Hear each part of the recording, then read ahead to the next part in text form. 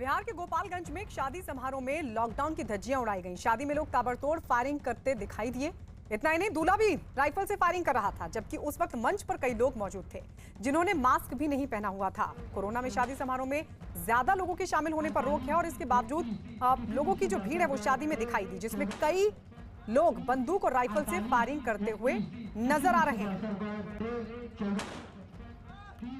48 31 किसी भी सुबह सरकार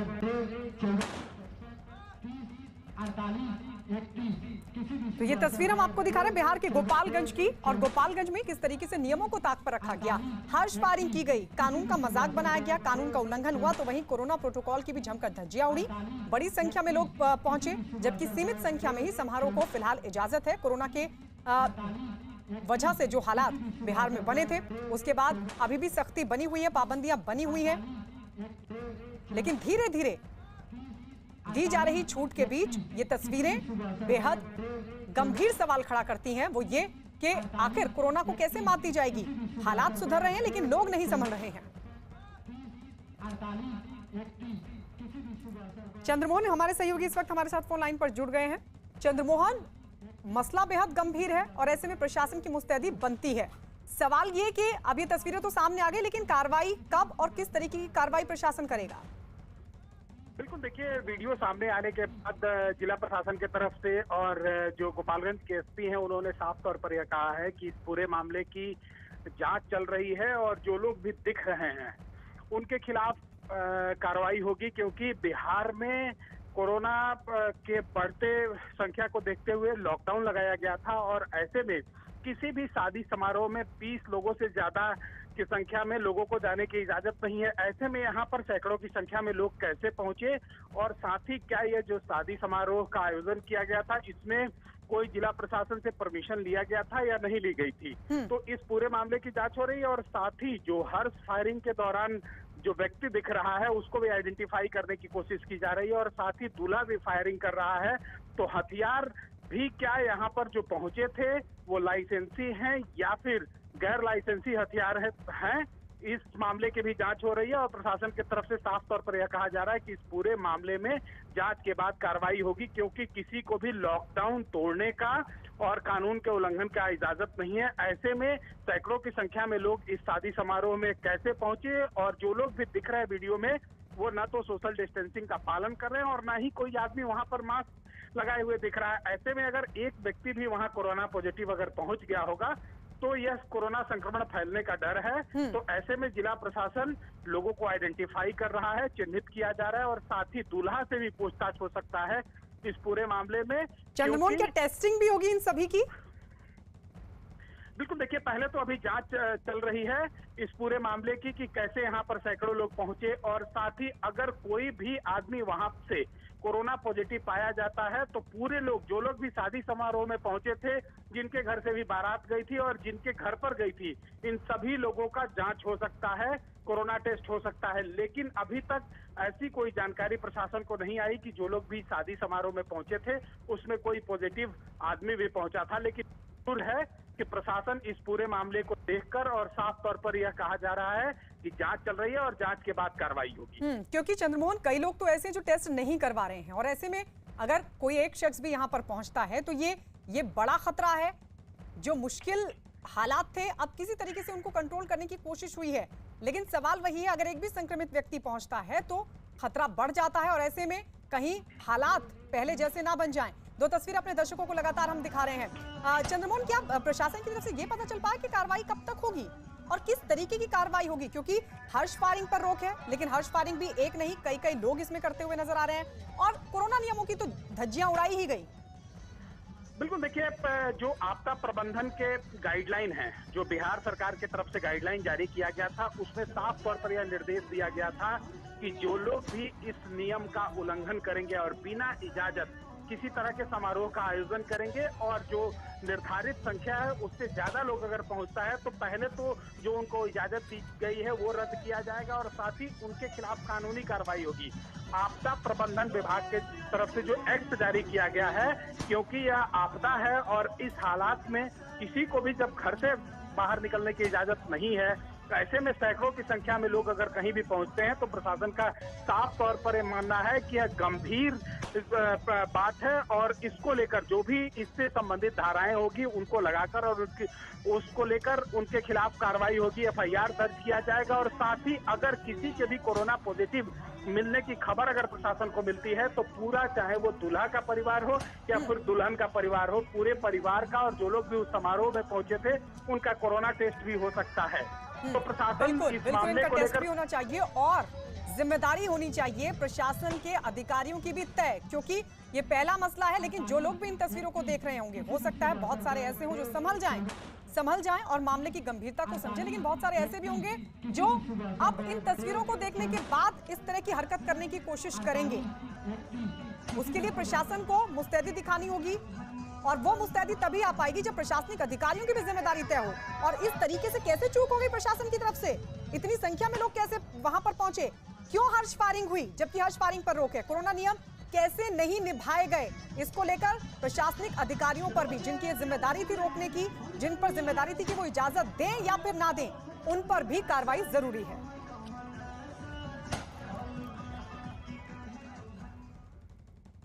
एक तरफ सरकार लोगों से लगातार नियमों का पालन करने और सावधानी बरतने की अपील कर रही है, तो दूसरी तरफ कुछ लोग ऐसे हैं जो नियमों को मानने को तैयार नहीं। ये दो तस्वीरें आपके सामने। पहली तस्वीर उत्तर प्रदेश के बलिया की, जहां एक लड़के ने अपने दोस्तों के साथ मिलकर तलवार से केक काटकर अपना जन्मदिन मनाया। जन्मदिन के जश्न में कोरोना नियमों की धज्जियां उड़ाई गई। जन्मदिन की पार्टी देने वाले लड़के ने गाड़ी की छत पर चढ़कर तलवार से केक काटा। जबकि दूसरी तस्वीर दिल्ली के पास गाजियाबाद से सामने आई। वहां पाबंदी के दौरान 100 से ज्यादा लोग एक स्विमिंग पूल में नहाते नजर आए। इन लोगों ने ना तो कोरोना नियमों का ध्यान रखा और ना ही अपनी जान की परवाह की।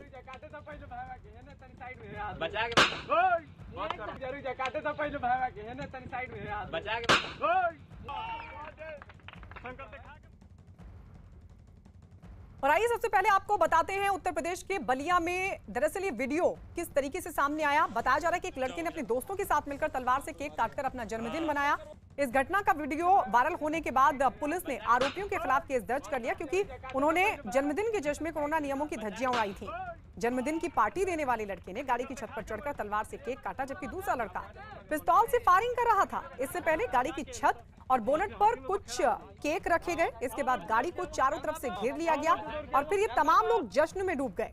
खबर यह कि इस मामले में पुलिस ने एक आरोपी को गिरफ्तार भी कर लिया है।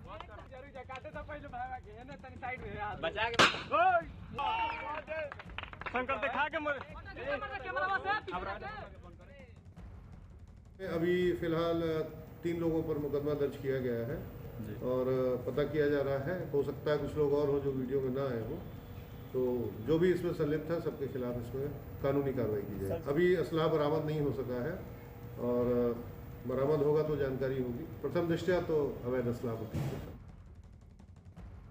उधर दिल्ली के पास गाजियाबाद में पाबंदी के बाद भी 100 से ज्यादा लोग एक स्विमिंग पूल में नहाते नजर आए। कोरोना नियमों की धज्जियां उड़ाते इन लोगों की खबर जब प्रशासन को हुई तो पुलिस की एक टीम वहां पहुंची छापेमारी के लिए और इसके बाद वहां भगदड़ मच गई। पुलिस ने इस मामले में स्विमिंग पूल को सील करते हुए उसे चलाने वाले एक आदमी को हिरासत में ले लिया है। इसके साथ ही वहां मौजूद लोगों पर भी कार्रवाई का भरोसा दिया गया।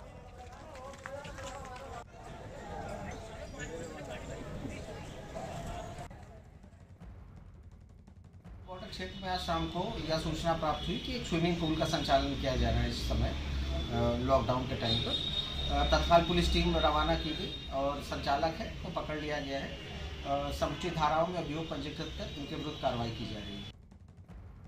उधर मध्य प्रदेश के रतलाम से एक चौंकाने वाली तस्वीर सामने आई, जहां कोरोना संकट के बीच एक शहर में भीड़ के साथ धार्मिक यात्रा निकाली गई। ये तस्वीरें सामने आने के बाद प्रशासन ने वहां पटवारी और सचिव को सस्पेंड कर दिया ताकि कोरोना संकट में इस तरह के आयोजन करवाने वाले सावधान हो जाएं। रतलाम के बरबोदना गांव में जो तस्वीरें सामने आई उसमें सैकड़ों महिलाएं कलश यात्रा में शामिल दिखी। इतना ही नहीं, इस यात्रा की अगुवाई एक बड़े से रथ से की गई, जिसके आसपास भी अच्छी खासी भीड़ दिखी। इस घटना के बाद प्रशासन तुरंत हरकत में आया। उसने बरबोदना गांव की सीमाओं को सील कर दिया और साथ ही इस कार्यक्रम के 10 से ज्यादा आयोजकों पर भी केस दर्ज कर लिया गया।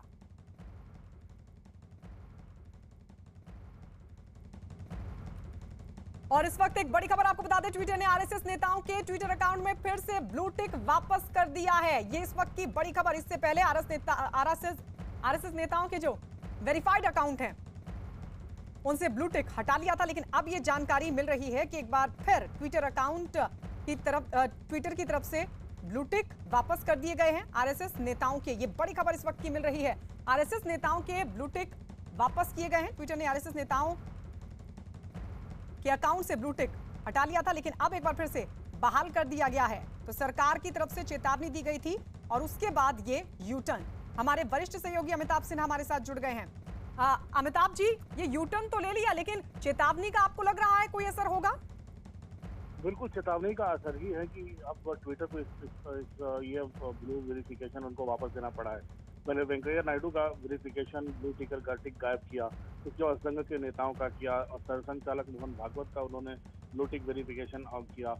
तमाम उसके बाद ही आईटी मंत्रालय ने एक सख्त चिट्ठी भेजी कि अब वक्त गुजर गया है, ये आपको आखिरी चिट्ठी है, अगर इसके बाद भी आपने कंप्लायंस और दिशा निर्देशों का पालन नहीं किया तो आप लोगों के खिलाफ सख्त कार्रवाई की जाएगी और किसी भी हद तक की जाएगी। अब इतना तो साफ हो गया है कि अगर वो कल इस पर नहीं करते अमल तो उनके खिलाफ जो भी भारतीय नियम कानून है, आपराधिक कानून, उसके खिलाफ कार्रवाई की जाएगी। एक जो दिशा निर्देश है जिसकी मियाद खत्म हो गई थी, आज जो भारत सरकार ने उनकी निंदा की है वो इतनी सख्त निंदा की और सख्त चिट्ठी की है, खत लिखा है कि अब ट्विटर को मानना पड़ा है उनकी बात को। जी शुक्रिया। तो आरएसएस नेताओं के अकाउंट पर अब ब्लू टिक दिखने लगे हैं। वेरीफाइड अकाउंट को अनवेरीफाइड कर दिया गया था, लेकिन अब जब सरकार की तरफ से चेतावनी दी गई उसके बाद ट्विटर की तरफ से ये यू टर्न।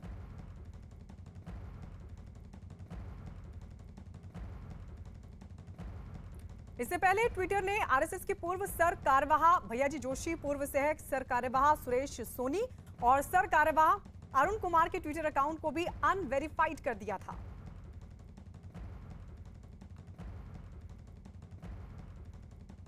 तो सख्ती के बाद ब्लू टिक वापस कर दिए गए। ये हम आपको दिखा रहे हैं किस तरीके से सरकार की चेतावनी के बाद यू टर्न लिया है ट्विटर ने। किसके अकाउंट से ये ब्लू टिक हटाया गया? उपराष्ट्रपति भी इसमें शामिल रहे, वेंकैया नायडू, भैयाजी जोशी आरएसएस नेता, सुरेश सोनी, इसके अलावा कई और आरएसएस नेताओं के साथ भी इसी तरीके से ट्विटर ने किया। आपको बता दें, आज केंद्र सरकार ने ट्विटर को नोटिस भेजा है। केंद्र ने ट्विटर को सोशल मीडिया के नए नियम मानने को कहा है। केंद्र ने ट्विटर को अल्टीमेटम दिया है कि अगर 26 मई से लागू नियम नहीं माने गए तो आईटी कानून के तहत कार्रवाई हो सकती है। तो केंद्र की तरफ से ट्विटर को नोटिस भेजा गया था। चेतावनी भरा ये नोटिस कि नियम नहीं माने, जो नए नियम सोशल मीडिया के बनाए गए उनको अगर नहीं माना तो सख्त से सख्त कार्रवाई होगी। और उसके बाद ट्विटर की तरफ से यू टर्न लिया गया। जिस तरीके से उपराष्ट्रपति के वेरीफाइड अकाउंट को अनवेरीफाइड किया गया था, इसके अलावा आरएसएस के कई नेताओं के भी ट्विटर अकाउंट से ब्लू टिक हटा लिया गया था। उसके बाद केंद्र सरकार ने यह चेतावनी दी थी, साफ तौर पर कहा था कि जो सोशल मीडिया के नियम बनाए गए हैं उसको मानना ही होगा। और इस सख्ती के बाद, इस चेतावनी के बाद ट्विटर ने यू टर्न लिया और फिर जो अकाउंट्स अनवेरीफाइड किए थे उनको वेरीफाइड कर दिया। तो ये बड़ी चेतावनी केंद्र की तरफ से दी गई थी और उसका असर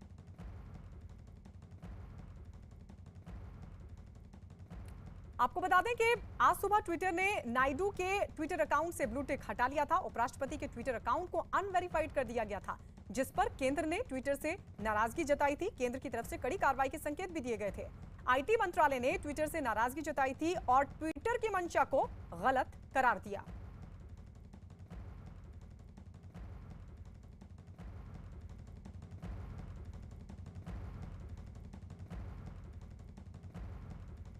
और इस बीच ट्विटर ने नायडू के निजी ट्विटर हैंडल से ब्लू टिक हटाने के मामले में सफाई दी।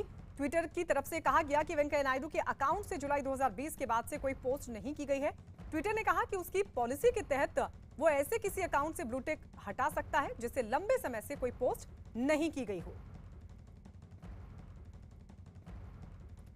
तो आपको बता दें, ट्विटर ने वेंकैया नायडू के निजी ट्विटर हैंडल से ब्लू टिक हटाने के मामले में सफाई भी दी। ट्विटर की तरफ से जो कहा गया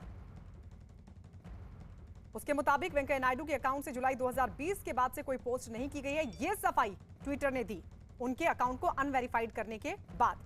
ट्विटर ने कहा कि उसकी पॉलिसी के तहत वो ऐसे किसी अकाउंट से ब्लू टिक हटा सकता है जिससे लंबे समय से कोई पोस्ट नहीं की गई हो।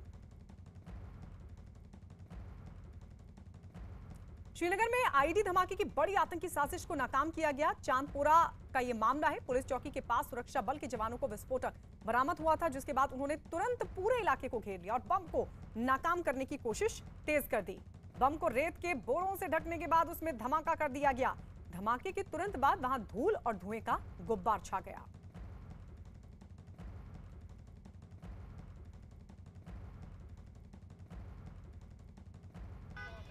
किस तरीके से इस पूरे साजिश को नाकाम किया गया, बम को डिफ्यूज किया गया, वो तस्वीरें हम आपको दिखा रहे हैं। श्रीनगर के चांदपुरा का ये मामला, जहां सुरक्षा बल को टारगेट करने की मंशा से बम रखा गया था और उस बम को निष्क्रिय कर दिया गया। तो यहां से सुरक्षा बल का जो काफिला है गुजरने वाला था और उसी को टारगेट करने की कोशिश थी हर बार की तरह, लेकिन सुरक्षा बल की मुस्तैदी, सुरक्षा बल की अलर्टनेस की वजह से इस पूरी साजिश को फेल कर दिया गया। दो तस्वीरें हम आपको दिखा रहे हैं। ये देखिए किस तरीके से इसको निष्क्रिय किया गया, ये दो तस्वीरों के जरिए आप समझ सकते हैं। लेकिन आपको ये बता दें कि बड़ी एहतियात के साथ ये बम डिफ्यूज किया गया। तो विस्फोटक बरामद हुआ था, फौरन सुरक्षा बल ने पूरे इलाके को घेरा, बम को नाकाम करने की कोशिश हुई। बम को रेत के बोरों से ढकने के बाद उसमें धमाका कर दिया गया। धमाके के तुरंत बाद वहां धूल और धुएं का गुब्बार साफ तौर पर इन तस्वीरों में देखा जा सकता है। तो ये बड़ी आतंकी साजिश थी, क्योंकि लगातार पिछले पुलवामा हमले के बाद से लगातार इस तरह के मामले सामने आ रहे हैं, क्योंकि अलर्टनेस बढ़ गई है, सुरक्षा बल की मुस्तैदी है। और इस सब के बीच अब ये तरीका कैसे सुरक्षा बलों को टारगेट किया जाए, जगह जगह बम रख दिए जाते हैं। रिफत हमारे सहयोगी इस वक्त हमारे साथ जुड़ गए हैं। रिफत, लेकिन ये बहुत बड़ी चुनौती है, क्योंकि पुलवामा हमले के बाद आपने भी कहा कि पुलवामा हमले के बाद अलर्टनेस और बढ़ गई है और ऐसे में इस तरह की हरकतें होती हैं। लेकिन ये चुनौती भी बहुत बड़ी है सुरक्षा बल के लिए कि कैसे डिटेक्ट किया जाए इस तरह की साजिशों को, किस तरीके से बम को डिफ्यूज किया जाए, जो हम तस्वीरों में भी देख रहे हैं कि बहुत एहतियात बरती गई। देखिए गायत्री, जिस तरीके से मैंने पहले भी कहा था कि अलर्टनेस बढ़ाई दी गई है, क्योंकि आरोपी जो है उनकी तादाद जो है रोड ओपनिंग पार्टी के लोगों की तादाद बढ़ा दी गई है, चाहे वो सीआरपीएफ के हों या आर्मी के हों। जब पुलवामा अटैक हुआ उसके बाद एसओपीज जारी किए गए और ये बताया गया कि तब तक कोई भी कॉन्वॉय नहीं चलेगी जब तक रोड ओपनिंग पार्टी क्लियरेंस नहीं देगी। रोड ओपनिंग पार्टी के पास आईडी या मेटल डिटेक्टर्स होते हैं, वो सड़क पे लगा देते हैं और जब वो बीप बजता है और उनको लगता है कि इर्द गिर्द कहीं सामान रखा गया है, और उसके बाद जब चेक किया जाता है या खोदा जाता है या ब्रिज के नीचे देखा जाता है, तो अगर कुछ मिला तो उसके बाद बॉम्ब डिस्पोजल स्क्वाड लाया जाता है। तो नटीपोरा इलाका हालांकि हाईवे नहीं है, लेकिन वहां से भी सुरक्षा बलों की गाड़ियां चलती हैं, चाहे वो सीआरपीएफ हो या पुलिस हो, क्योंकि इंटरनल रोड है। और वहां पे जब सुरक्षा बलों को पता चला कि बॉक्स में कुछ रखा गया, फौरन बॉम्ब डिस्पोजल स्क्वाड लाया गया और बॉम्ब डिस्पोजल स्क्वाड ने इस आईडी को नाकारा किया और एक बड़े हादसे को टाला गया।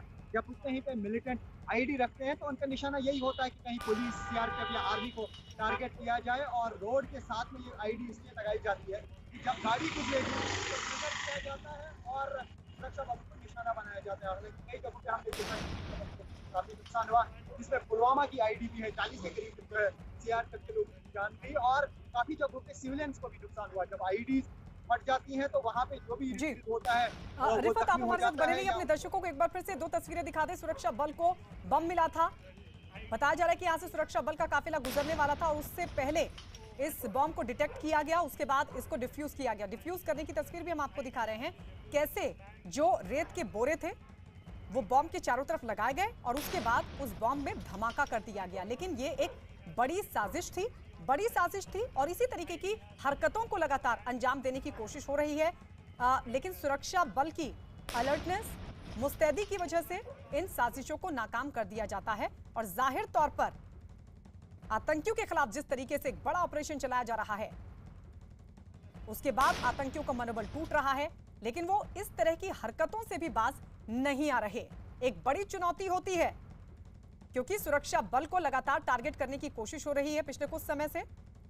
हमारे सहयोगी रिफत हमारे साथ लगातार बने हुए हैं। रिफत, लगातार ये कोशिशें हो रही हैं कि बम रख दिया जाता है जहां जहां से सुरक्षा बल का काफिला गुजरता है वहां पर, लेकिन क्या ऐसे लोगों को आइडेंटिफाई करने की भी कोशिश होती है? देखिए बिल्कुल, आज तक काफी जगहों पे आइडेंटिफाई किए गए हैं ऐसे लोग जिन्होंने आईडी प्लेस की थी और पुलिस और सीआरपीएफ या आर्मी इस चीज में लगी हुई है और खासतौर से पुलिस की तरफ से इन्वेस्टिगेशन की जा रही है, आइडेंटिफाई किया जा रहा है और काफी जगहों पे सीसीटीवी फुटेज भी खंगाली जाती है और पता चलता है कि किसने लगाई थी और किस रास्ते से वो चला गया। यही वजह है कि काफी जगहों पे फॉरेन आईडी के बाद वार्डन भी लगाया जाता है कि कहीं पे वो लोग वही तो नहीं है जिन्होंने आईडी लगाई है। लेकिन हमने देखा कि रिसेंट टाइम्स में जो है पुलवामा अटैक के बाद जो अलर्ट बरती गई, जो इक्विपमेंट लाया गया, SOP बनाया गया, उसके बाद मैक्सिमम आईडी जो है रिकवर की गई, डिटेक्ट की गई, उसके बाद कंट्रोल ब्लास्ट किया गया। आपने देखा कि इस आईडी में इर्द गिर्द बोरे रखे गए, रेत रखी गई, मिट्टी रखी गई और उसके बाद ट्रिगर किया गया ताकि इर्द गिर्द नुकसान ना हो। लेकिन उसके बावजूद भी आप देखिए कितना बड़ा, कितना जोरदार धमाका हुआ, उसका अंदाजा लगाया जा सकता है कि इसकी इंटेंसिटी कितनी है। और अगर ये धमाका हो जाता और कहीं इर्द गिर्द, चाहे वो सुरक्षा बलों की गाड़ियां होती या कोई और लोग होते, आप अंदाजा लगाइए कि नुकसान कितना होता। तो जो सुरक्षा बलों ने इसको डिटेक्ट किया, उसके बाद इसको ट्रिगर किया कंट्रोल ब्लास्ट के जरिए, और ये कहा जा सकता है बड़े हादसे को टाला गया। बिल्कुल, एक बड़ी अनहोनी होने से रोक दिया गया सुरक्षा बल की तरफ से। शुक्रिया रिफत इस तमाम जानकारी के लिए। तो सुरक्षा बल को ये बम मिला था जिसको डिफ्यूज कर दिया गया।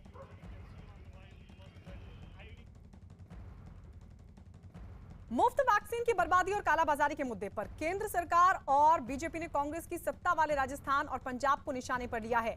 राजस्थान सरकार ने फंड नहीं होने की दलील देते हुए केंद्र से मुफ्त वैक्सीन की मांग की, जिस पर बीजेपी ने जयपुर में 300 करोड़ से ज्यादा के फंड से विधायकों के लिए बन रहे लग्जरी फ्लैट के प्रोजेक्ट पर सवाल उठा दिए।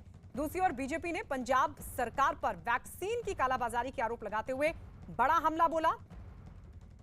उधर बैकफुट पर आते हुए पंजाब सरकार को केंद्र से सस्ते दामों पर मिली वैक्सीन को निजी अस्पतालों को महंगे दामों पर बेचे जाने का फैसला वापस लेना पड़ा।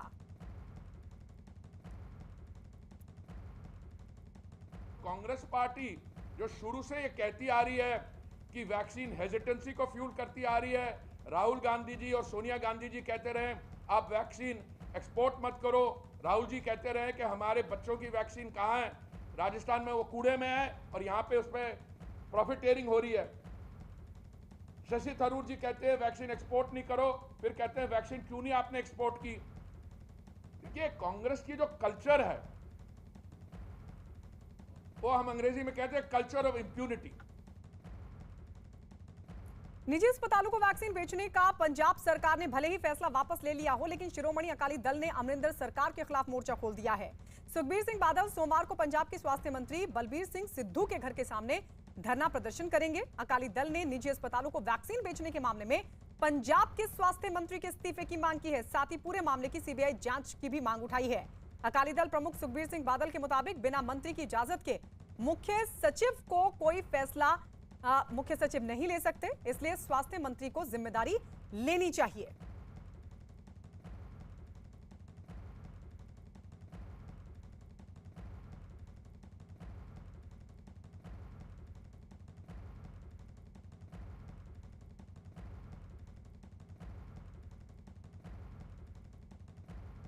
ये कहते कुछ है होता कुछ है, पर अब उनकी सच्चाई देश भर के लोगों को मालूम चल गई है।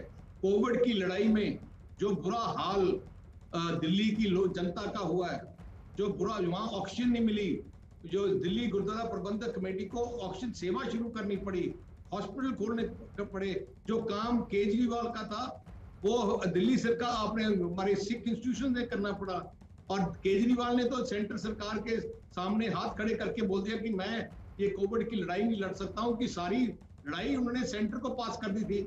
ऐसा मुख्यमंत्री जो लड़ाई के मौके भाग जाए तो मुख्यमंत्री रहने के लायक नहीं है।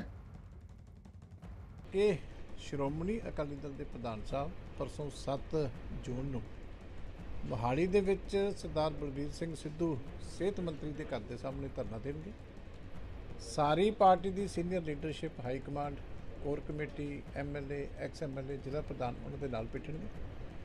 और साडी मंग है कि एक तो सेहत मंत्री साहब अस्तीफा दें और एक ये सारे मामले की सीबीआई की जांच की जाए। वहीं भारी वजीहत और किरकिरी के बाद पंजाब सरकार ने निजी अस्पतालों को वैक्सीन बेचने का अपना फैसला वापस ले लिया और साथ ही पंजाब सरकार ने निजी अस्पतालों से सप्लाई की गई वैक्सीन को लौटाने को कहा है। इसके बदले में राज्य सरकार निजी अस्पतालों का पैसा वापस करेगी। इससे पहले बीजेपी ने कैप्टन अमरिंदर सिंह सरकार पर वैक्सीन की कालाबाजारी का आरोप लगाया था। बीजेपी का आरोप है कि पंजाब सरकार ने केंद्र से 400 रुपए में मिलने वाली वैक्सीन को वहां के प्राइवेट अस्पतालों में 1060 रुपए में बेचा और अस्पतालों ने वही टीका लोगों को 1560 रुपए में लगाया। बीजेपी ने इसे पंजाब सरकार की 1-2 का 4 पॉलिसी बताई और निशाने पर लिया आरोप यह है कि पंजाब में निजी अस्पतालों को 42,000 वैक्सीन दी गई थी, जिनमें 41,400 वैक्सीन तुरंत वापस ले ली जाएंगी, जबकि 600 वैक्सीन लगाई जा चुकी हैं। पंजाब सरकार ने यह फैसला विवाद के बाद पलट दिया है। प्राइवेट हॉस्पिटल को फैसला किया अपन डोजेज देने का, वैक्सीन देने का, वो हमारे सीएम साहब को सामने मैंने रखा कि ऐसे ऐसे करके ये बात हो रही है, तो उन्होंने इमीडिएटली इसके ऊपर इसका संज्ञान लेते हुए बोला कि इस चीज़ को करो और जो फैसला आपने लिया है उसको वापस लो। बेकायदा जो डोजेज उनको सप्लाई की यदि वैक्सीन दी गई है वो सारी उनसे वापस लेकर अपने स्टोर में लाओ। और जो हमारा बजट सेशन था उसमें सबसे पहले उन्होंने बोला सबको ये वैक्सीन फ्री लगाई जाएगी, तो फ्री लगाने का हमारा जो फैसला वो अटल है। केंद्रीय मंत्री अनुराग ठाकुर ने आरोप लगाया कि आपदा में भी कांग्रेस अवसर खोना नहीं चाहती। उन्होंने वैक्सीन की कालाबाजारी को शर्मनाक बताते हुए इस मामले पर सोनिया और राहुल गांधी से जवाब मांगा। पंजाब सरकार ने सोच समझकर ये पहला 80,000 पीस का जो ऑर्डर निकाला तो उसमें कम से कम 2 करोड़ 64 लाख रुपया कमाया, मुनाफा कमाया। और समझिए अगर ये 8 करोड़ वैक्सीन ले जाते तो कितने करोड़ का घोटाला होता, यानी कि 1000 गुना ज्यादा अगर आप यहां पर गिन लें तो आप कल्पना कर सकते हैं घोटाला कितना बड़ा होना था। कि आखिरकार आज राहुल गांधी कहां चुप है पिछले 2 दिन से, जब मैं उनसे सवाल पूछ रहा हूं कि आखिरकार ये मुनाफा केवल क्या पंजाब के मुख्यमंत्री मुख्य सचिव तो जाता था कि कांग्रेस के आला नेताओं के ऊपर दिल्ली तक भी आता था।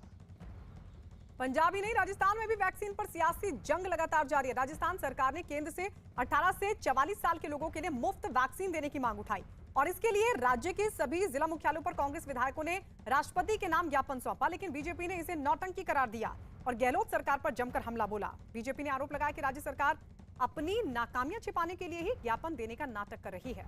बीजेपी नेता सतीश पुनिया ने कहा कि एक तरफ राजस्थान सरकार वैक्सीन के लिए फंड ना होने का रोना रो रही है, तो वहीं विधायकों के लिए बनाए जा रहे आवास पर करोड़ों रुपए खर्च हो रहे हैं। बीजेपी के आरोपों पर कांग्रेस ने भी सफाई दी। राजस्थान के शिक्षा मंत्री गोविंद सिंह डोटासरा ने कहा कि विधायकों के लिए बनाए जा रहे आवास से वैक्सीनेशन कार्यक्रम पर कोई असर नहीं पड़ेगा।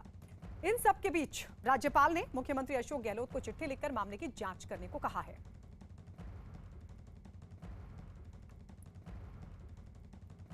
राजस्थान सरकार एक तरफ वैक्सीन को लेकर फंड की कमी की बात कर रही है, लेकिन दूसरी तरफ राजस्थान सरकार में विधायकों के लिए आवास बनाए जा रहे हैं। ये राजस्थान विधानसभा की तस्वीर है और राजस्थान विधानसभा के ठीक सामने विधायकों के लिए आवास बनाया जा रही है। यहाँ पहले पुराने बंगलो थे, 54 थे, उनको तोड़ा गया, डिसमेंटल किया गया। उसके बाद में अब यहाँ विधायकों के लिए 160 फ्लैट बनाए जा रहे हैं। ये 4 बेडरूम फ्लैट्स हैं विधायकों के लिए, जिसमें आप देख सकते हैं कि 4 बेडरूम फ्लैट्स हैं। अभी कंस्ट्रक्शन का काम चल रहा है। इस वक्त तो शुरुआत हुई है कंस्ट्रक्शन की। तकरीबन 336 करोड़ की लागत आएगी पूरे इस निर्माण पे।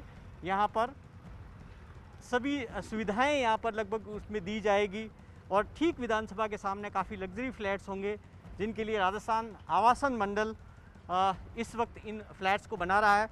हालांकि कोरोना के चलते बाकी काम बंद है, लेकिन क्योंकि विधायकों से जुड़ा हुआ मसला है, उनके लिए आवास बनाने, इसलिए कंस्ट्रक्शन पूरी तरीके से चालू है यहाँ पर और आवास बनाए जा रहे हैं। तो जाहिर तौर पर सरकार पर और ख़ास तौर पर कांग्रेस जब ये सवाल उठाती आ रही है सेंट्रल विस्टा प्रोजेक्ट को लेकर, तो सवाल राजस्थान सरकार पर भी है। कैमरा पर्सन मनीष के साथ भवानी सिंह, जयपुर, न्यूज़ 18 इंडिया।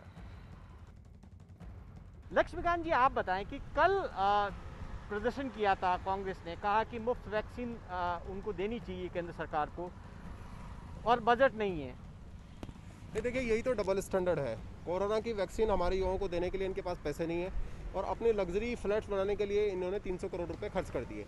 और ना केवल ये फ्लैट के लिए पैसे खर्च किए, बल्कि 140 करोड़ रुपए के प्रोजेक्ट की नींव रखी है जोधपुर में परसों मुख्यमंत्री जी ने। जो हमारे युवा हैं उनको देने के लिए वैक्सीन के पैसे नहीं है इनके पास।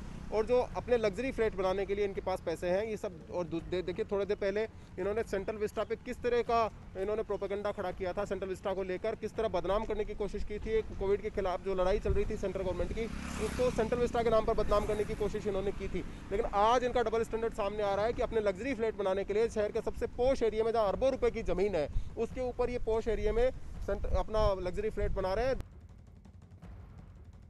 राजस्थान में जिस तरीके से कल जेडीए ने शिलान्यास किया आवासों का, और उसको यदि वैक्सीन के खरीदने में लगाते तो ये कोई भी कह सकता है कि उनको उस पैसे को उसमें लगाना चाहिए। लेकिन वैक्सीन के मामले में भी जो 600 करोड़ रुपए विधायकों के लिए, उसका तो जवाब दें, कम से कम उनके क्षेत्रों में तो वैक्सीनेशन कराएं खरीद के। ये कब का चालू किया हुआ है? वसुंधरा जी का प्लान है ये। कांग्रेस इसको इम्प्लीमेंट कर रही है। पहले ये प्लान बीजेपी के शासन में ही बना था, आपकी जानकारी नहीं होता आप पता लगा लेना। एमएलएज को जब जीर्ण शीर्ण आवास हो गए तो क्या राज्य सरकार की ड्यूटी नहीं है कि विधायक को रहने के लिए जगह दी जाए? फिर भी हम पैसे या बजट के आधार के ऊपर किसी को भी वैक्सीनेशन नहीं लगे ऐसा नहीं होने देंगे। मुफ्त वैक्सीन की मांग कर रही राजस्थान सरकार पर केंद्र ने वैक्सीन बर्बादी का आरोप लगाया है, जिस पर राजस्थान सरकार की ओर से स्वास्थ्य मंत्री रघु शर्मा ने सफाई दी। 44 आयु वर्ग के बीच के जो लोग हैं उनमें हमारा वेस्टेज 0 है और 45 साल से अधिक के लोगों का वेस्टेज हमारा 2% है। भारत सरकार ने भी 10% वेस्टेज को अनुमति किया है और राष्ट्रीय औसत 6% का है वेस्टेज का। तो इस हिसाब से कोविड वैक्सीनेशन में राजस्थान देश भर में नंबर 1 स्थान पे है। राजस्थान में कोरोना की वैक्सीन की बर्बादी को लेकर विपक्ष हमलावर है और इस बीच राजस्थान के राज्यपाल ने भी मुख्यमंत्री को चिट्ठी लिखकर मामले की जांच करवाने के लिए कहा है। दूसरी तरफ नेता प्रतिपक्ष गुलाब चंद कटारिया ने इस मामले में दोषी लोगों के खिलाफ कार्रवाई की मांग उठाई। कटारिया साहब, राज्यपाल ने जांच के आदेश दिए जो वैक्सीन के वेस्टेज को लेकर।